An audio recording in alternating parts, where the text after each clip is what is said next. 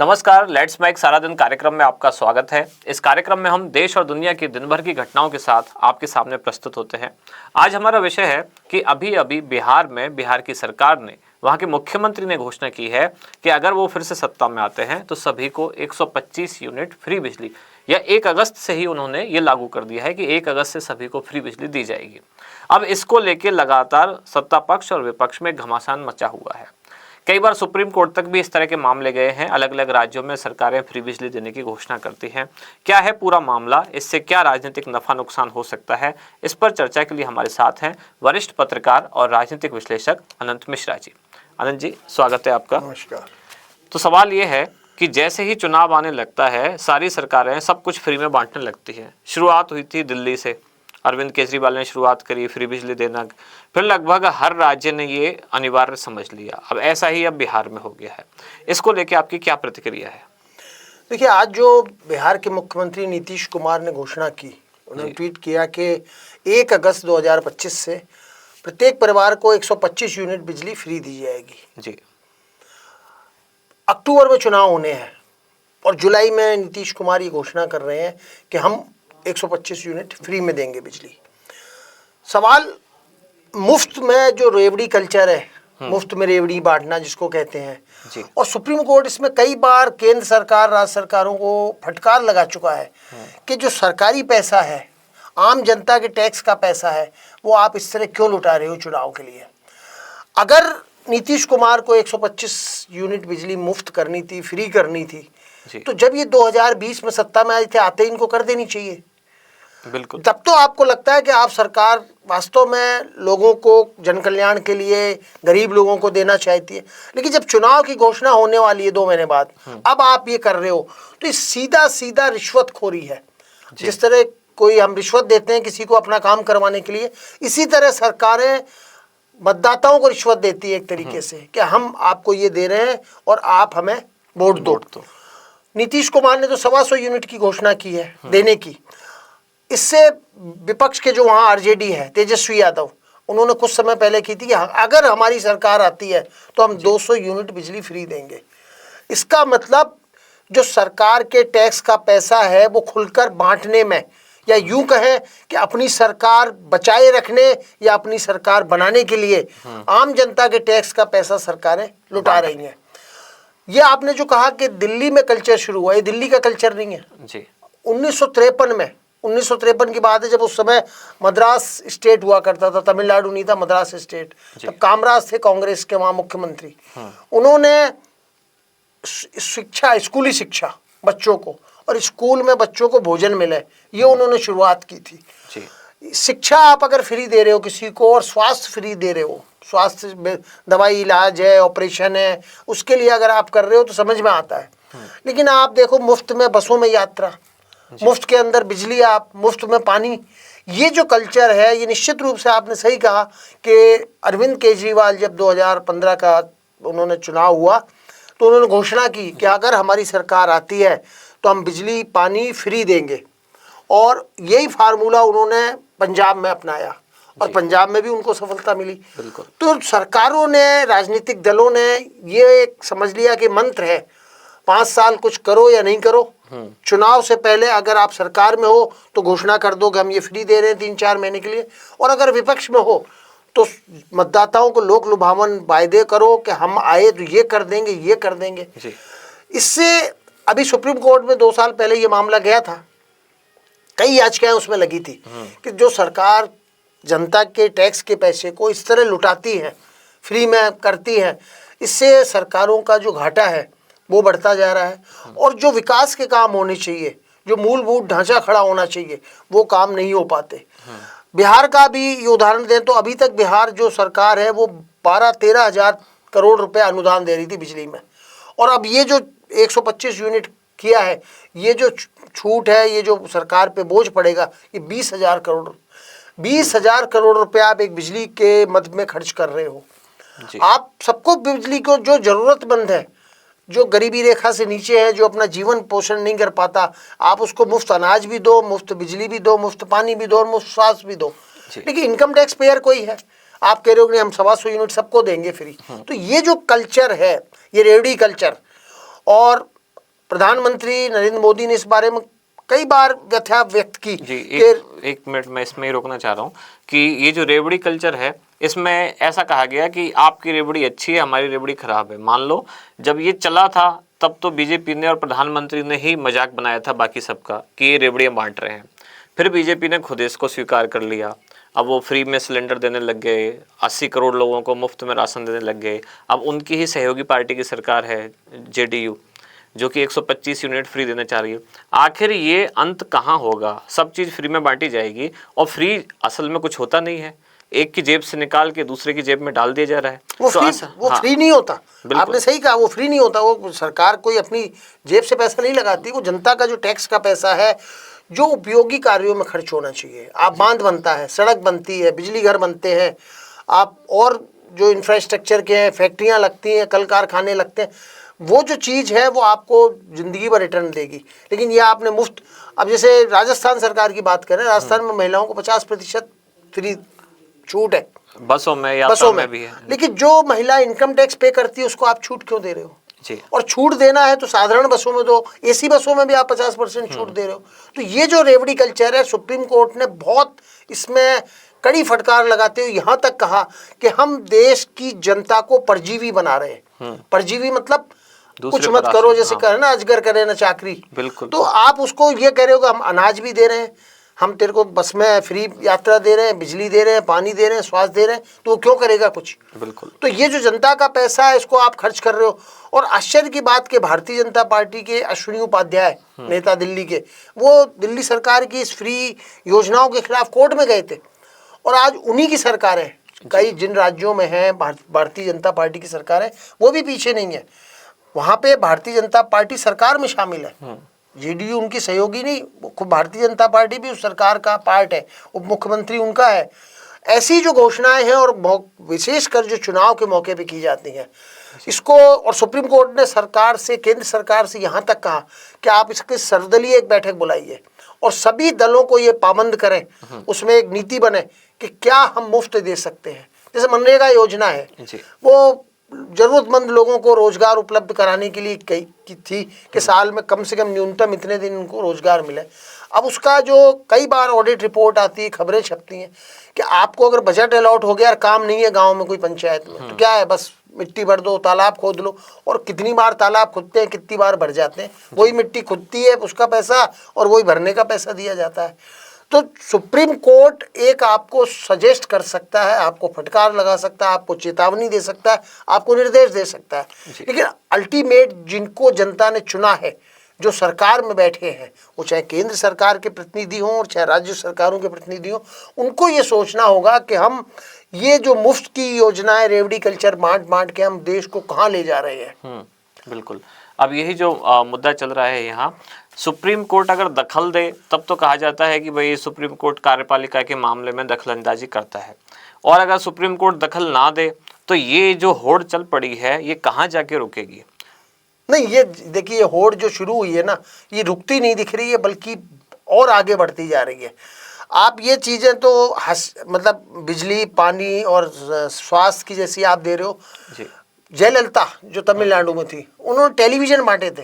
अच्छा। टेलीविज़न दूंगी, मंगलसूत्र, ये वायदे कि मंगलसूत्र, साड़ियाँ तो चुनाव में राजनीतिक दल बांटते हैं, शराब बांटते हैं, अलग है, पर मंगलसूत्र देने का उन्होंने वादा किया था। रंगीन टेलीविज़न, अगर आप रंगीन टेलीविज़न, फ्रिज, एसी और ये सरकारी खर्चे से आप बांट रहे हो, तो ये फिर ये परोपकार होता है। एक तो किसी ज़रूरतमंद को आप मदद करो, लेकिन आप सिर्फ हर वोटर को आप रिश्वत दे रहे हो, उसको लुभा रहे हो और लुभा के अपनी तरफ करने का प्रयास कर रहे हो।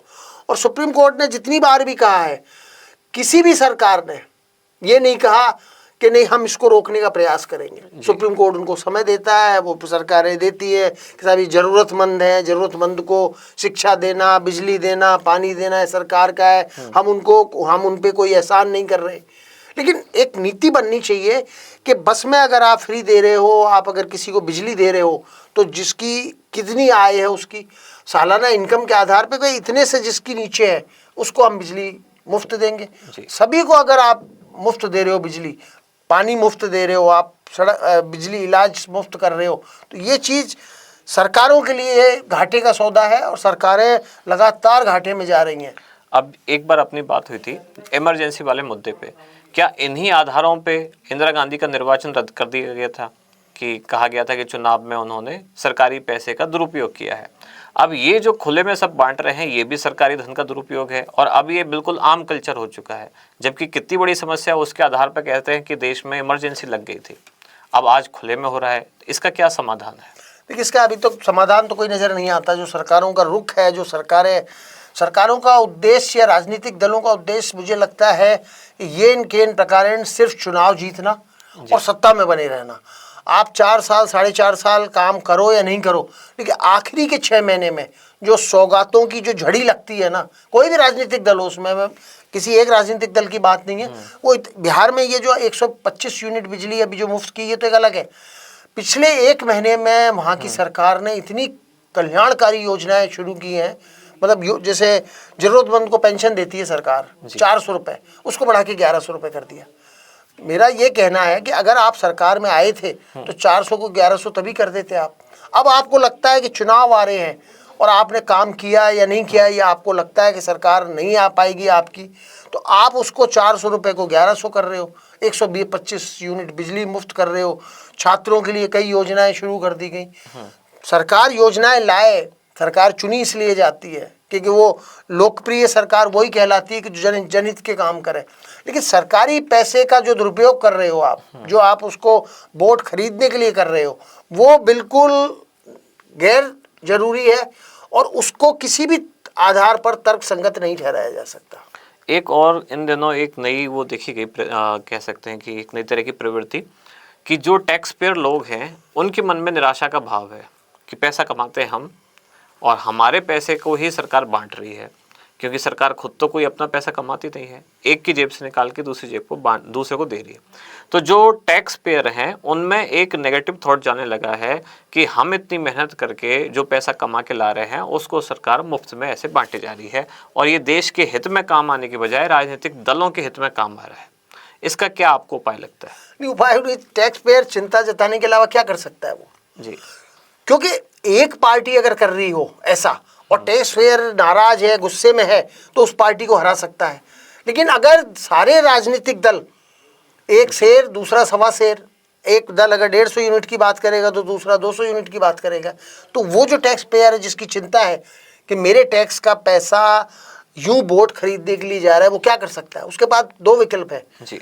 या तो वो अपनी चिंता को जाहिर करता रहे, अपना ब्लड प्रेशर बढ़ाता रहे, या वो वोट देने नहीं जाए कि सारे दल एक से हैं। तो दोनों चीज़ें खतरनाक है।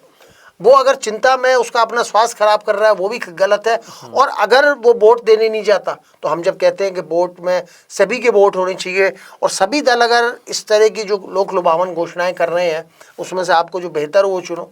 लेकिन फिर मेरा ये मानना है और सभी राजनीतिक दलों से ये अपेक्षा की जाती है टैक्स पेयरों की तरफ से कि ये जो अंधी दौड़ एक शुरू हुई है कि हम हर चीज़ मुफ्त बांट के, हर चीज़ हम मुफ्त बांट के उनको परजीवी जो बना रहे हैं, ये समाज के लिए, देश के लिए घातक है। और आने वाले दिनों में कई सरकारों का जब हम सुनते हैं ना विदेशों में कि वहाँ की सरकार दिवालिया हो गई, पाकिस्तान जैसे अभी दिवालियापन के कगार पे खड़ा हुआ है, अगर विश्व बैंक और अंतर्राष्ट्रीय मुद्रा कोष उसको या एशियन डेवलपमेंट बैंक अगर उसको मदद नहीं करें तो सरकार चलाना मुश्किल हो जाएगा। तो ये स्थिति राज्य सरकारों की होने वाली है कि जो सरकारें अगर अंधाधुंध ले रहे हो, आप उधार लेके अगर घी पी रहे हो और रेवेन्यू के लिए आप सोर्स इकट्ठा नहीं कर रहे हो, जितना पैसा आ रहा है 30% लगभग जो राजस्थान, मध्य प्रदेश, पंजाब, 3-4 राज्यों की रिजर्व बैंक ने एक रिपोर्ट जारी की थी साल भर पहले कि लगभग 30 से 35% जो इनका टैक्स का पैसा है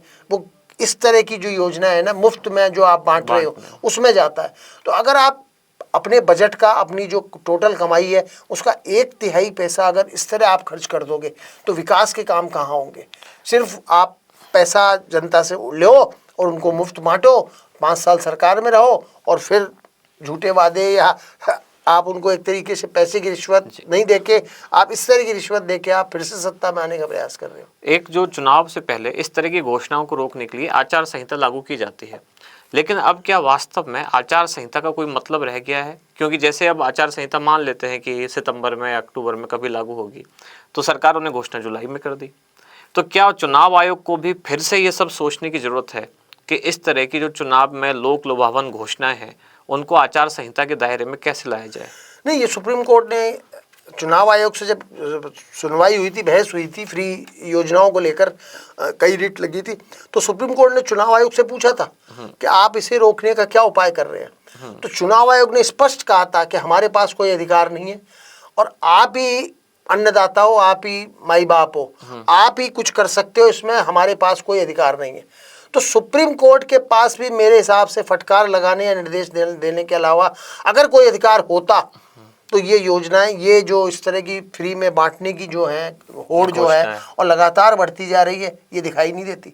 सुप्रीम कोर्ट की भी एक सीमा है। सुप्रीम कोर्ट सरकार को सलाह दे देता है कि नहीं, ये ऐसा नहीं होना चाहिए, ऐसा नहीं होना चाहिए, लेकिन सुप्रीम कोर्ट उस पर रोक अगर लगा दे कि नहीं साहब, ये अब आचार संहिता का आपने सवाल उठाया, जिस दिन चुनाव तिथियों की घोषणा होती है आचार संहिता तब से लगती है। तब आप कोई ऐसे सरकारी काम नहीं कर सकते हो जिससे मैसेज ये जाए कि आप उनको लुभाने का प्रयास कर रहे हो। लेकिन अब जुलाई है, अभी कर सकती है सरकार, ना चुनाव आयोग उसको रोक सकता है, ना सुप्रीम कोर्ट।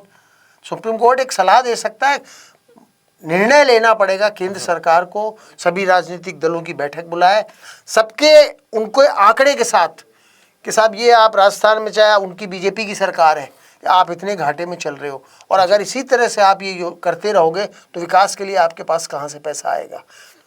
जितने आम आदमी पार्टी है जिसने ये शुरुआत की अभी इस दौर में, उनको भी समझाना चाहिए कि आज आप सत्ता में हो, कल आप विपक्ष में रहोगे तो अब आप इसके लिए हल्ला मचाओगे कि विकास के काम नहीं हो रहे, तो विकास के काम होंगे कहाँ से।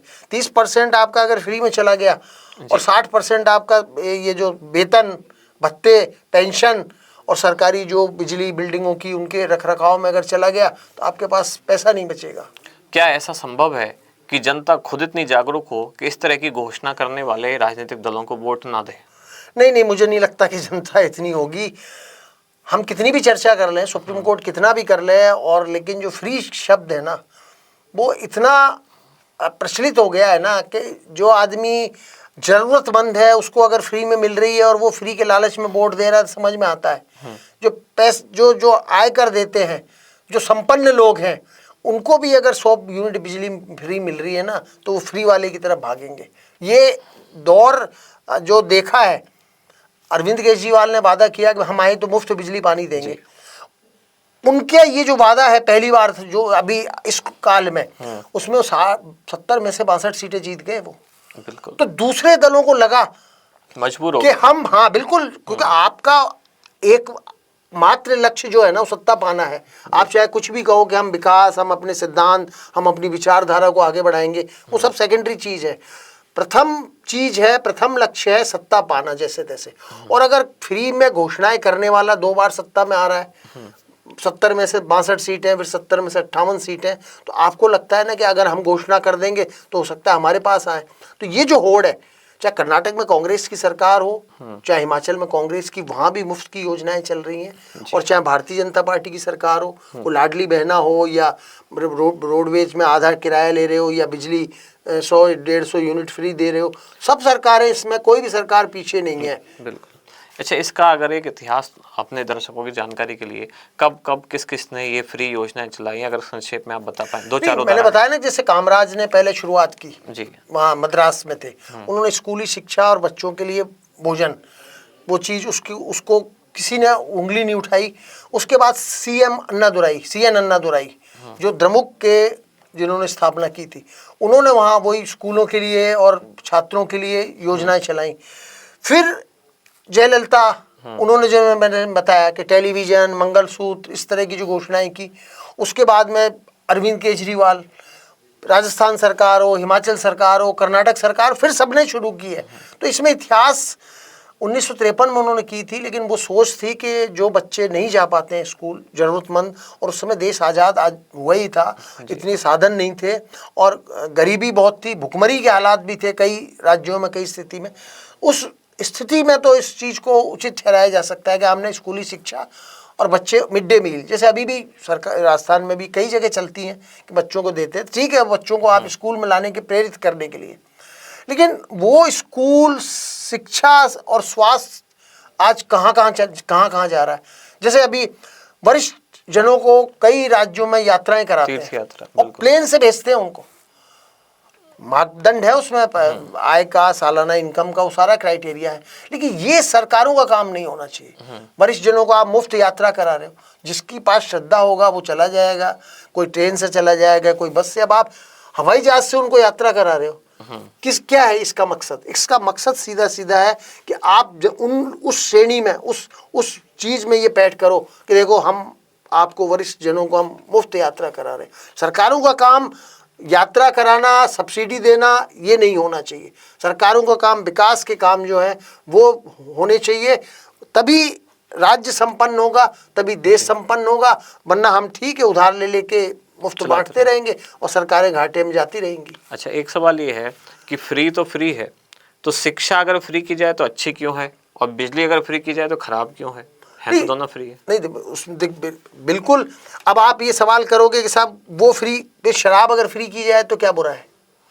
अगर सवाल उठता है ना, शराब भी जो पीते हैं उसको अच्छा बताते हैं, जो नहीं पीते हैं वो खराब बताते हैं। गाँव में कई जगह बिजली आज भी नहीं होगी। मूलभूत जो सुविधाएं है ना, मूलभूत सुविधा है आपके बिजली, वो क्या, सड़क और स्वास्थ्य, सड़क और वो शिक्षा, स्वास्थ्य और शिक्षा जी, दो मूल है। बाकी तो सभी चीज़ें मूल है। शिक्षा है, आप किसी बच्चे को जो नहीं पढ़ सकता है उसको आप स्कूल में जाने के लिए प्रेरित कर रहे हो। और स्वास्थ्य, वो सरकार की जिम्मेदारी है। सरकार, हालांकि आज की तारीख में ये है कि जितने सरकारी अस्पताल हैं उससे ज़्यादा लोग प्राइवेट में जाना चाहते हैं। शिक्षा में भी वही शिक्षा में है। लेकिन फिर भी सरकार अभी सरकारी स्कूल चलते हैं। और किसी भी राज्य में सबसे ज़्यादा जो सरकारी कर्मचारी होते हैं वो शिक्षक होते हैं। जितने भी हैं, अगर यहाँ पे राजस्थान में 10 लाख होंगे तो 5 लाख शिक्षक होंगे, 5 लाख में बाकी होंगे। तो प्राथमिकता क्या है? मूलभूत जो प्राथमिकता है, मूलभूत जो सुविधा है, वो शिक्षा हो गई, स्वास्थ्य हो गई। अब आप बिजली भी दे रहे हो, भाई बिजली जिसकी ज़रूरत है वो लेगा। अगर आपके की जेब जितना अलाउ करती है आप उतनी बिजली का उपयोग करते हो। अब 125 यूनिट अगर मुफ्त दे रहे हो तो वो जो सरकार के दूसरे खर्चे हैं उसमें से आप कटौती करके और इधर आप कर रहे हो। तो जरूरत उसकी है कि प्राथमिकता हमको तय करनी होगी। और सुप्रीम कोर्ट जो अपना निर्देश देता है, सलाह देता है, उसका वही मकसद है कि हवाई जहाज की यात्रा को आप जरूरी नहीं मान सकते कि ये कराना सरकार की जिम्मेदारी है। तो क्या अब बिहार की राजनीति में नीतीश कुमार ने वो पिटारा खोल दिया है कि अब विपक्ष भी फ्री की घोषणा करना शुरू करेगा? नहीं, विपक्ष ने बताया ना कि जैसे बिजली के बारे में तेजस्वी यादव पहले ही घोषणा कर चुके। जी, इन्होंने तो 125 यूनिट की है, वो पहले घोषणा कर चुके हैं अगर हमारी सरकार आई तो हम 200 यूनिट बिजली फ्री देंगे। और बहुत से जब अभी घोषणा पत्र जारी होंगे, अभी तो वैसे ही वादे कर रहे हैं, और चुनाव के समय राजनीतिक दल जब अपना घोषणा पत्र जारी करते हैं उसमें लोक लुभावन जो वादे होते हैं उनको आप पढ़ो कि उसमें ऐसा रहता है कि जैसे हम पूरा स्वर्ग उतार के ज़मीन पे ले आएंगे अगर हमारे को मौका मिला तो। जी, तो बिहार में हो या आगे बंगाल में और तमिलनाडु में चुनाव आने, यही चीज़ें देखने को मिलेंगी जो रुक नहीं रही हैं, रुकनी चाहिए। और केंद्र को इसमें पहल अपनी तरफ से करनी चाहिए सख्त। अगर प्रधानमंत्री रेवड़ी कल्चर को गलत मानते हैं तो उनकी सरकारें क्यों कर रही हैं? उनको पहले अपने को रोकना चाहिए। उनको भी तो सत्ता चाहिए, नहीं तो उनकी सरकार नहीं, मैं कह रहा हूँ दोनों चीज़ें अलग है। अगर एक तरफ प्रधानमंत्री कहते हैं रेवड़ी कल्चर बुरा है, इससे जो पैसा, देश का पैसा है जरूरी योजनाओं में लगना चाहिए, वो दूसरी जगह जा रहा है। और फिर उन्हीं की पार्टी अगर राज्यों में इसका कर रही है तो वो सही कैसे ठहराया जा सकता है? वो ये करके दिखाएं पहल कि नहीं, भारतीय जनता पार्टी इस तरह की जो गैर जरूरी मुफ्त की योजनाएं हैं उनको आगे नहीं बढ़ेगी, भले ही पब्लिक हमको वोट दे या नहीं दे। अगर मुफ्त की वजह से दे रही है तो फिर आपका योगदान क्या है?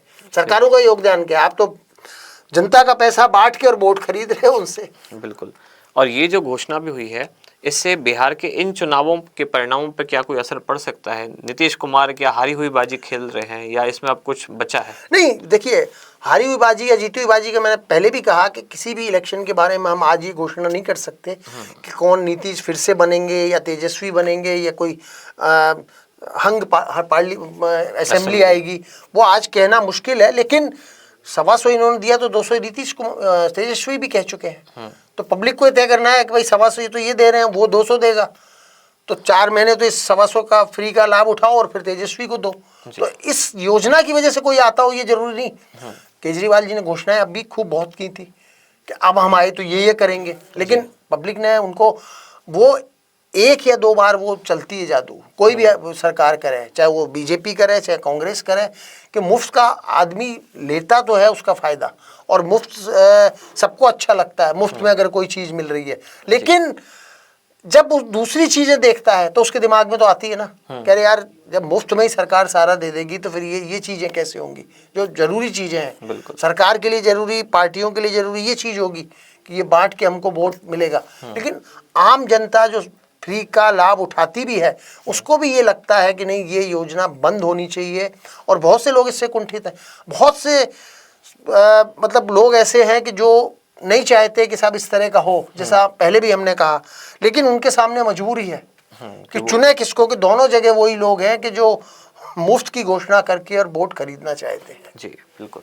तो जैसा कि आपने देखा कि बिहार में घोषणा हो चुकी है, नीतीश कुमार ने कहा है 1 अगस्त से वो 125 यूनिट फ्री बिजली देंगे, और इसके साथ ही फिर से ये मुद्दा गर्म हो चुका है कि क्या फ्री की घोषणाएं करना, जिसको प्रधानमंत्री ने कभी रेवड़ी का नाम दिया था, क्या ये रेवड़ियां बांटना और वो भी चुनाव के समय, क्या ये ठीक है, और हम इससे देश को और हमारे लोकतंत्र को कितना मजबूत कर पाएंगे, या उल्टा तो हम कहीं नहीं कर रहे हैं। इस पर आपके क्या विचार हैं, ये भी आप हमें कमेंट्स करके बता सकते हैं। कार्यक्रम अगर आपको अच्छा लगता है तो हमें ज़रूर बताएं, और आपके मन में भी कोई सवाल है जो आप आनंद जी से पूछना चाहते हैं तो कमेंट्स में अवश्य पूछें। कार्यक्रम में अंत तक जुड़े रहने के लिए धन्यवाद सर, आपका भी आने के लिए धन्यवाद। आप सुन रहे थे let's mike more than radio. Follow कीजिए हमें हमारे सोशल मीडिया प्लेटफॉर्म्स पर। It's time for news. It's time for More Than Radio. Presenting the first radio news app, Let's Mic. Let's Mic, a news-based app on your phone where you get to watch and listen news, talk shows, interviews, radio show podcasts. On Let's Mic, you get all relevant information of TV, print, radio, podcast, and digital. Let's Mic talks about every segment of life.